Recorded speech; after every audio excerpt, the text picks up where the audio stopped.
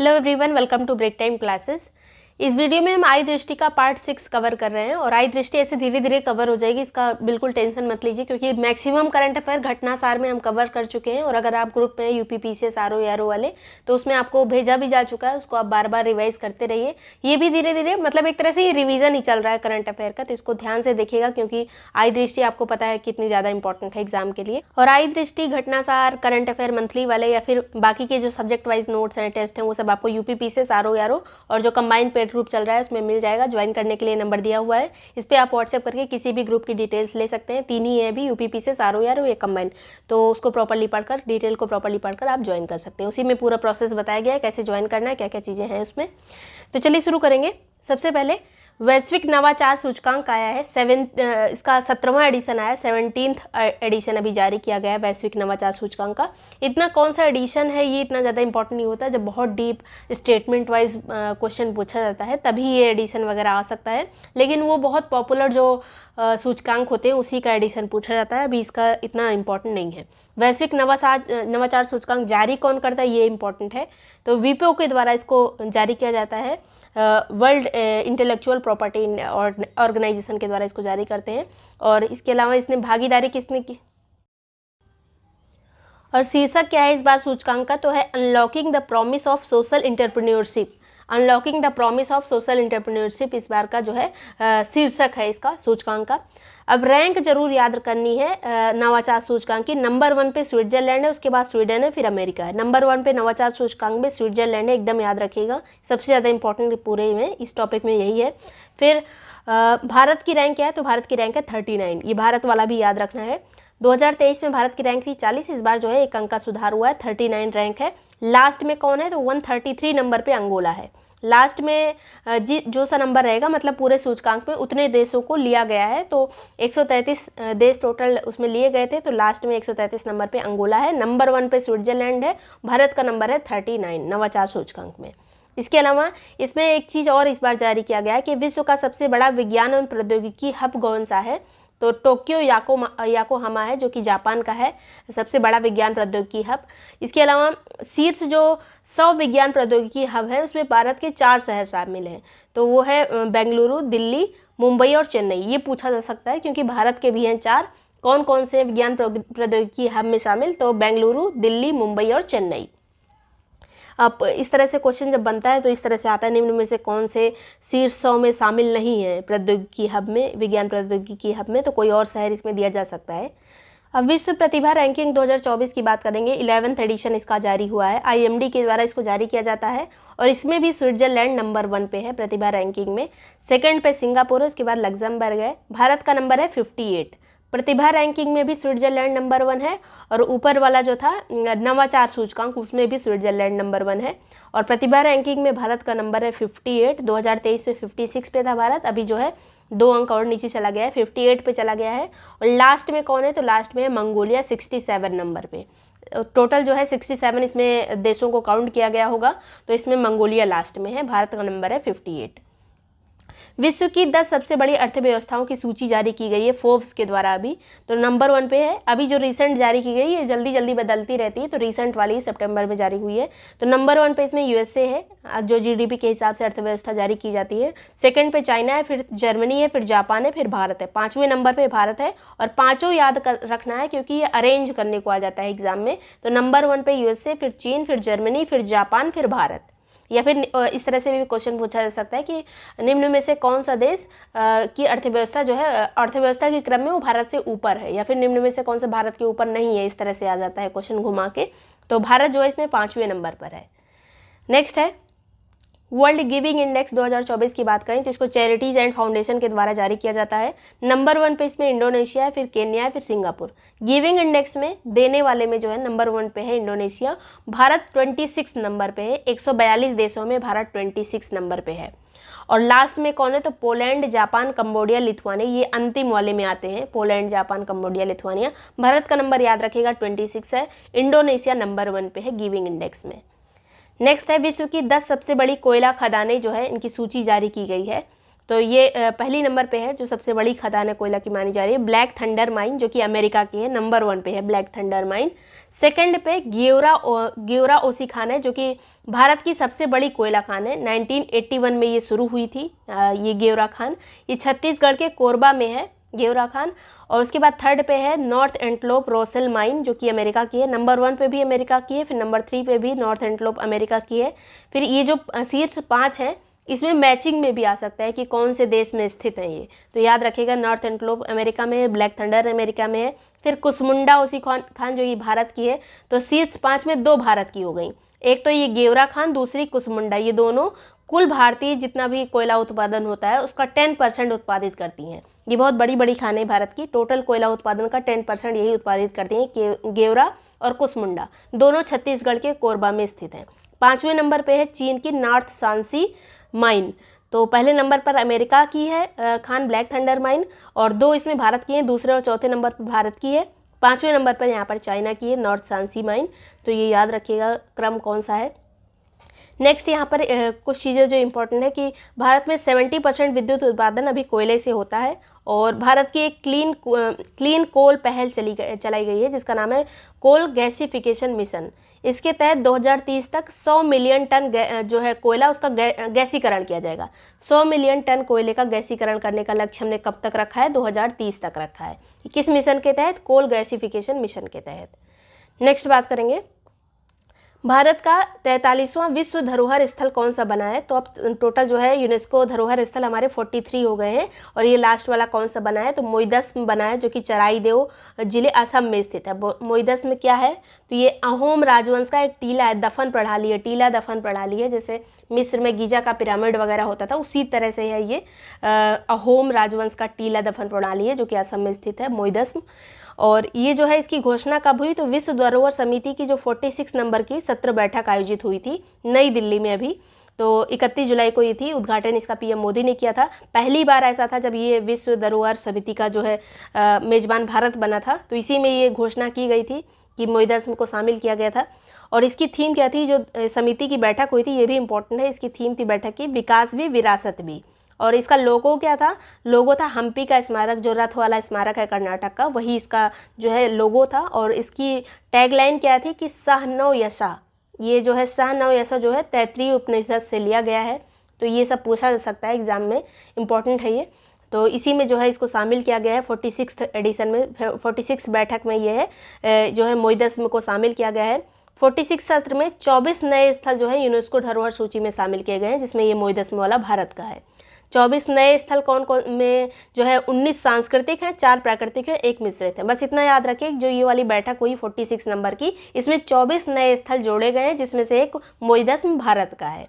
इसके अलावा विश्व धरोहर कन्वेंशन को यूनेस्को द्वारा कब अंगीकृत किया गया था, अगर ये पूछ लिया जाए तो 16 नवंबर 1972 में इसको जो है विश्व धरोहर कन्वेंशन को यूनेस्को द्वारा अपनाया गया था, जिसके तहत जो है बहुत सारे स्थलों को इसको सूची में डाला जाता है।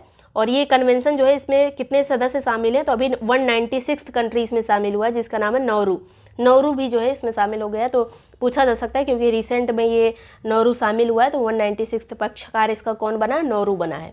और ये जो है 1972 में शुरू हुआ था ये कन्वेंशन, विश्व धरोहर कन्वेंशन, और 1975 में लागू हुआ था। अभी वर्तमान की बात की जाए तो वर्तमान में शीर्ष जो यूनेस्को स्थल है सबसे ज़्यादा इटली में है 60, उसके बाद चीन में 59, फिर जर्मनी में है, उसके बाद फिर फ्रांस का नंबर आता है, फिर स्पेन, और 6वें नंबर पे भारत है। 43 स्थल हैं भारत में यूनेस्को के, जिसमें से 35 सांस्कृतिक स्थल हैं, 7 प्राकृतिक स्थल हैं और 1 मिश्रित स्थल है जो कि कंचनजंगा है, जो कि सिक्किम में स्थित है। तो ये जो है एकदम याद रखिएगा, ये पूछा जा सकता है 43 में कितने सांस्कृतिक, कितने प्राकृतिक, कितने मिश्रित वाले स्थल हैं। फिर यहाँ पर ये जो बैठक हुई थी इसी सत्र में जो है एक संस्कृति मंत्रालय की एक पहल शुरू हुई जिसका नाम है परी परियोजना। तो परी परियोजना किस चीज़ के लिए है, तो दिल्ली के सौंदर्य और सांस्कृतिक परिदृश्य को ऊपर उठाने के लिए एक मंच प्रदान करने की परियोजना है। दिल्ली में सांस्कृतिक विकास के लिए शुरू की गई है परी परियोजना। ये पूछा जा सकता है कब इसकी घोषणा हुई, तो ये जो विश्व धरोहर समिति का 46 सत्र था इसी दौरान इसकी घोषणा की गई है। नेक्स्ट बात करेंगे मोनाको और वेनेजुएला को FATF की ग्रे सूची में शामिल किया गया है। जो ग्रे लिस्ट FATF की जारी होती है, जो आतंकवाद को वित्त पोषण वगैरह जिसको करते हैं तो उसको ग्रे सूची, ब्लैक लिस्ट ऐसे कर दिया जाता है। तो ग्रे सूची में शामिल हो गया मोनाको और वेनेजुएला।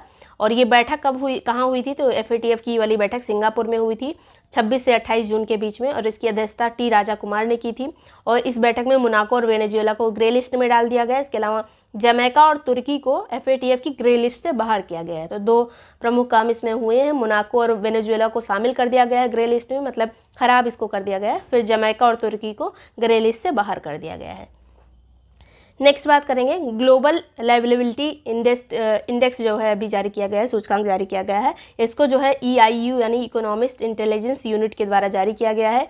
इसमें 173 शहरों को 5 श्रेणियों में बांटा गया। 30 संकेतक के आधार पर इसमें जो है रैंक बनाई गई है। 5 श्रेणियां बनाई गई है। टोटल 173 शहरों को इस सूची में शामिल किया गया है। और कितने संकेतक के आधार पर? 30 संकेतकों के आधार पर इसको जारी किया गया। अगर पूछ लिया जाए, ये 5 श्रेणियां पूछी जा सकती है कि जो लाइबिलिटी इंडेक्स है इसमें 5 श्रेणियाँ कैसी हैं जिसके आधार पर इसको जारी किया गया है। तो स्थिरता यानी स्टेबिलिटी कैसी है उस शहर की, स्वास्थ्य देखभाल कैसी है, संस्कृति और पर्यावरण कैसा है, शिक्षा कैसी है, बुनियादी ढांचा यानी इंफ्रास्ट्रक्चर कैसा है वहाँ का, उस आधार पर इसको जारी किया गया है। तो नंबर 1 पे इस पर वियना आया है, ऑस्ट्रिया का, ऑस्ट्रिया की राजधानी है वियना। सेकंड पे कोपेनहेगन आया है जो कि डेनमार्क की राजधानी है। थर्ड पे ज्यूरिख आया है जो कि स्विट्जरलैंड का शहर है।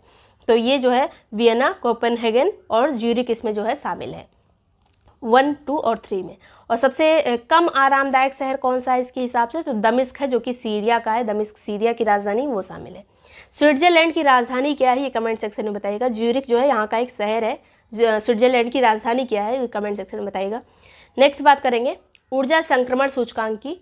इसका 14th एडिशन अभी जारी किया गया है ऊर्जा संक्रमण सूचकांक का। ये सूचकांक बहुत इंपॉर्टेंट होता है, WEF के द्वारा जारी किया जाता है, विश्व आर्थिक मंच के द्वारा। एक्सेंचर के सहयोग से, एक्सेंचर जो कंपनी उसके सहयोग से इस बार जारी किया गया है। और ये जो रिपोर्ट है इसका नाम है फॉस्टरिंग इफेक्टिव एनर्जी ट्रांजिशन 2024, इस रिपोर्ट का नाम है। नंबर 1 पे ऊर्जा ट्रांजिशन में कौन है? तो नंबर 1 पे है स्वीडन। उसके बाद जो है डेनमार्क आता है, फिर फिनलैंड। नंबर 1 पे ऊर्जा ट्रांजिशन में कौन है? स्वीडन है। भारत का नंबर है 63। लास्ट पे कौन है? तो लास्ट पे कॉन्गो गणतांत्रिक राज्य लास्ट में है। यहाँ पे इंडिया की रैंक एकदम याद रखेगा 63 नंबर पे, क्योंकि ये सूचकांक बहुत इंपॉर्टेंट है। और इसमें एक चीज़ और बताई गई है कि वैश्विक स्तर पर भारत चौथा सबसे बड़ा नवीकरणीय ऊर्जा बाजार बन गया है। नवीकरणीय ऊर्जा बाजार की बात की जाए तो भारत 4th नंबर पे आ गया है। नेक्स्ट बात करेंगे IMD विश्व प्रतिस्पर्धात्मक रैंकिंग 2024 जारी की गई IMD के द्वारा। तो IMD का फुल फॉर्म है international institute of management development, इसके द्वारा जारी किया गया है। प्रतिस्पर्धात्मक सूचकांक में नंबर 1 पे है सिंगापुर, सेकंड पे है स्विट्जरलैंड, उसके बाद डेनमार्क है। नंबर 1 पे है सिंगापुर प्रतिस्पर्धा में। और लास्ट में कौन है? तो लास्ट में है वेनेजुएला। भारत का नंबर है 39। 67 देशों में भारत 39 नंबर पे है प्रतिस्पर्धा में। नेक्स्ट बात करेंगे सतत विकास रिपोर्ट की 2024 की। इसको SDSN के द्वारा जारी किया जाता है, सस्टेनेबल डेवलपमेंट सोल्यूशन नेटवर्क के द्वारा जारी किया जाता है। रिपोर्ट का शीर्षक है the SDGs and the UN summit of the future, ये रिपोर्ट का नाम है। और शीर्ष देश इसमें कौन से सतत विकास में? तो नंबर 1 पे है फिनलैंड, उसके बाद स्वीडन है, फिर डेनमार्क। नंबर 1 पे सतत विकास में फिनलैंड है, लास्ट में दक्षिणी सूडान है। और भारत का नंबर है 109। सतत विकास में भारत का कौन सा नंबर है? 109वां नंबर है। इसके अलावा एक चीज़ और इसमें बताया गया है कि बहुपक्षवाद के प्रति प्रतिबद्धता में शीर्ष देश कौन सा है? तो बारबाडोस है, क्योंकि इसको अलग से मेंशन किया गया है इसलिए ये भी इंपॉर्टेंट है। बहुपक्षवाद में शीर्ष पे है बारबाडोस, और वैसे ओवरऑल में नंबर 1 पे है फिनलैंड। सतत विकास में लास्ट में है दक्षिणी सूडान, और भारत का नंबर है 109। नेक्स्ट बात करेंगे cost of living city index जारी किया गया है अभी।